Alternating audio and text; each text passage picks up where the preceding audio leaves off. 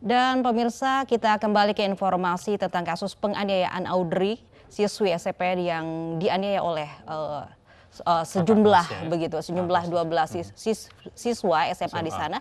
Dan kita sudah terhubung dengan Wali Kota Pontianak, ada Bapak Edi Rusdi Kamtono. Selamat siang Pak Edi. Selamat siang, Assalamualaikum warahmatullahi wabarakatuh. Waalaikumsalam warahmatullahi wabarakatuh. Pak Edi, ini seperti apa pandangan Bapak soal kasus penganiayaan yang menimpa siswi SMP di wilayah Bapak ini?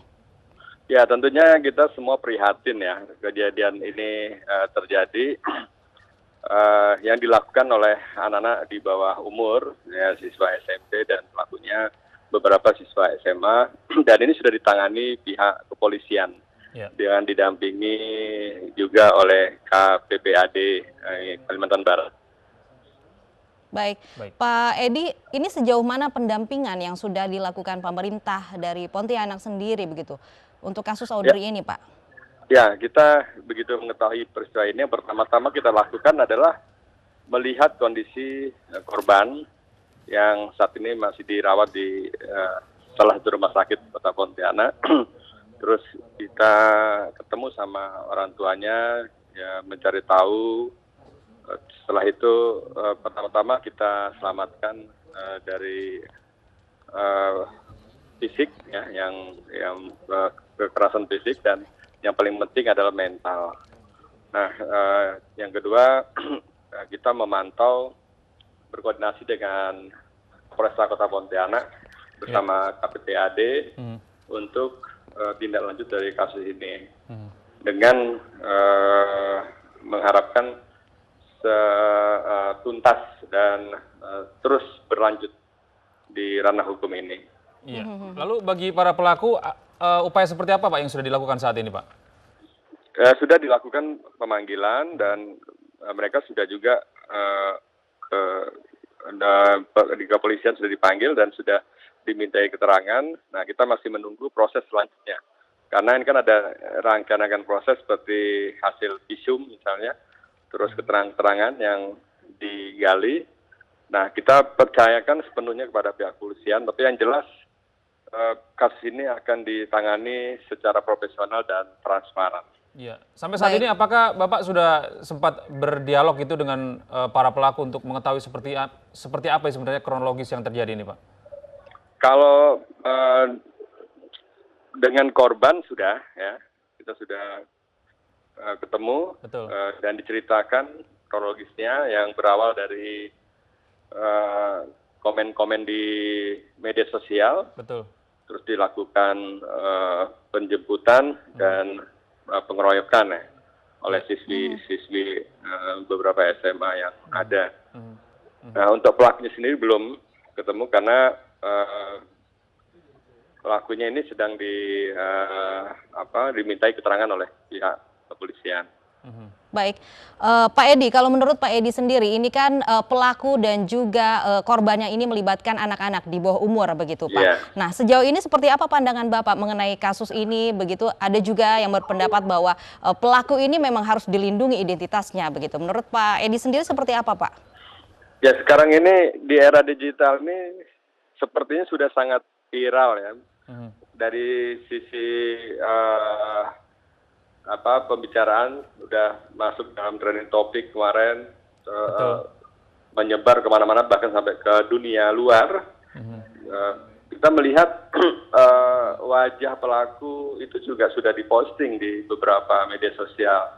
Nah, ini keluarga pelaku juga datang ke KPPAD untuk minta perlindungan juga, sehingga tentu masalah ini tidak juga sederhana menanganinya. Yang kita maunya tuntas, ini juga sebagai pembelajaran untuk semuanya. Baik, benar tidak Pak pelaku, baik itu keluarga pelaku maupun keluarga dari korban ini sempat melakukan mediasi sebelumnya, Pak?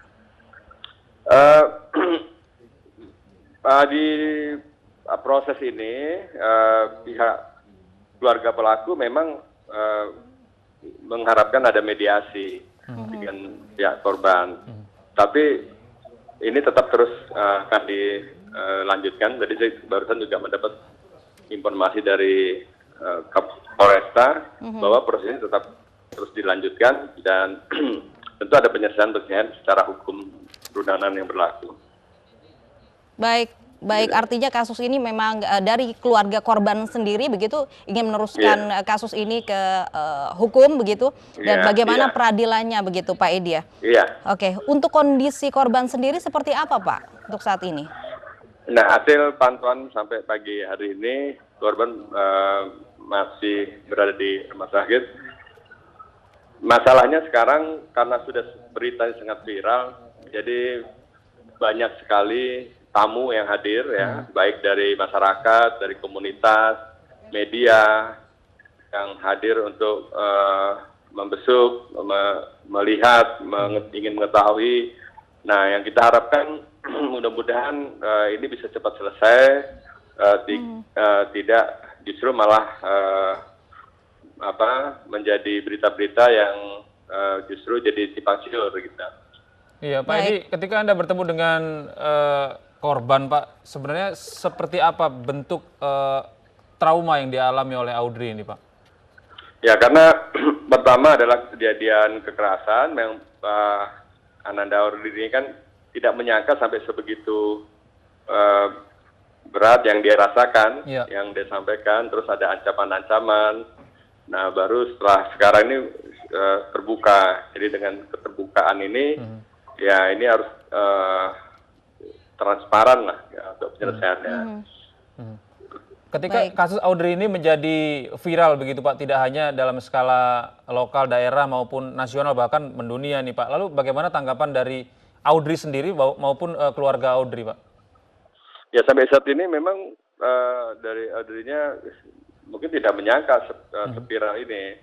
Tadi yang saya sampaikan, jadi banyaknya komentar dan banyaknya tamu yang bersimpati dan ingin ketemu, ingin berkomunikasi, ini yang juga perlu kita antisipasi gitu ya, dari yang bersangkutan. Supaya yang paling penting adalah kesembuhan fisik dan mental sehingga bisa terus melanjutkan pendidikannya dan beraktivitas bagaimana biasanya.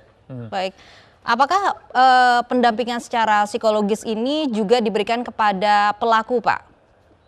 Ya tentu di sini juga akan diberikan karena kan anak masih di bawah usia, jadi perlu ada pembinaan, ya pembinaan yang bisa menimbulkan efek jerah ya, bagi pelaku dan terutama pembelajaran bagi yang lain.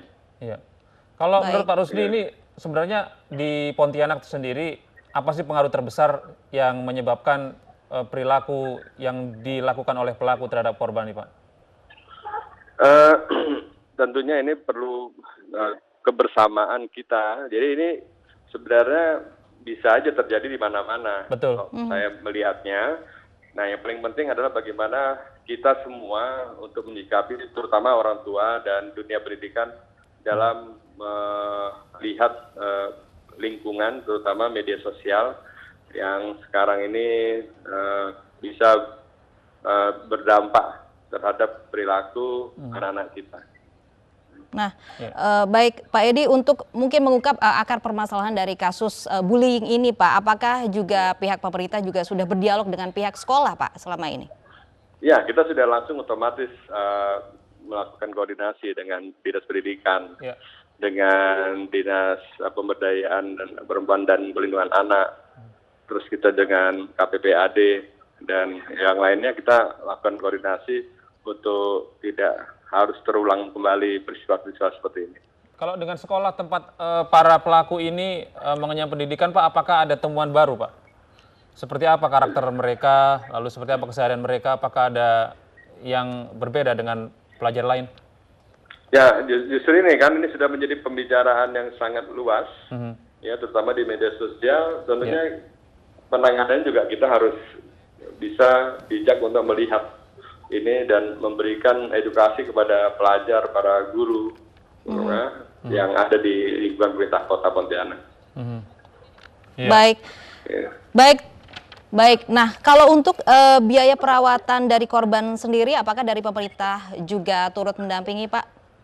Ya, kita ikut membantu. Jadi kita akan ikut membantu sebagai wujud kita untuk serius menangani setiap terjadi permasalahan, terutama di generasi muda kita. Baik. Ya mungkin terakhir Pak Edi, ini himbauan Anda kepada warga Kota Pontianak menyikapi kasus yang terjadi terhadap Audrey ini seperti apa, Pak?